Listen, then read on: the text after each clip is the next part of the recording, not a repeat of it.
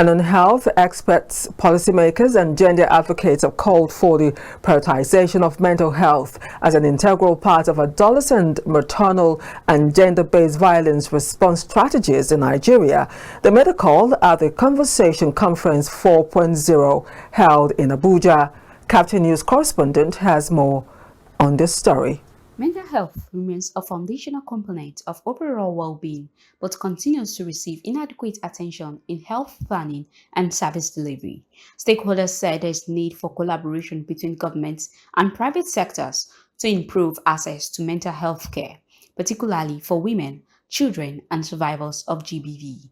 Speaking at an event titled The Conversation Conference with the theme Mental Health as a cross-cutting priority for adolescent health, maternal well-being, and response to GBV, the Chairman Senate Committee on Health, Dr. Ipalibo urged for the inclusion of mental health services in primary health care and the National Response Framework to GBV. We need to promote legal reforms that prioritize support for attempted suicide and rehabilitation and provide a legislative roadmap for decriminalization.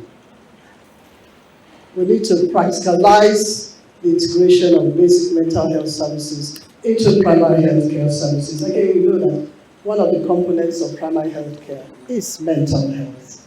For the Ministry of Health, there is need for alignment of mental health initiatives with national priorities. The Federal Ministry of Health and Social Welfare is in the process of reviewing the National Policy on Sexual and Reproductive Health, and for the first time, mental health is in that document. If we are talking about maternal mental well-being, gender-based violence, that is taken care of in that document. And also, presently, there is a pilot for the integration of mental health into antenatal care. Also speaking, Amuna Lawan Ali, chairperson of the Intersect Consortium, highlighted the need for awareness, early intervention, and destigmatization, saying that mental health challenges often go unreported due to cultural and social barriers. Mental well-being and the fight against gender-based violence cannot succeed in isolation. They must converge in our policies, our systems, and our collective consciousness.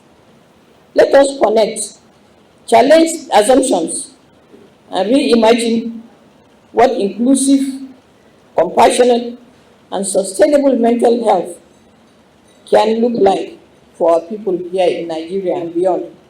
In his opening remarks, Dr. Vincent Udense, CEO of the Intersect Consortium, stressed the need for collaboration between governments and private sectors to improve access to mental health care. As individual organizations, can we continue to just speak as an organization, or should we unite our voices and drive a change in the sphere of mental health? I feel justice will not be served if you do not even take care of the mental health of these traumatized persons.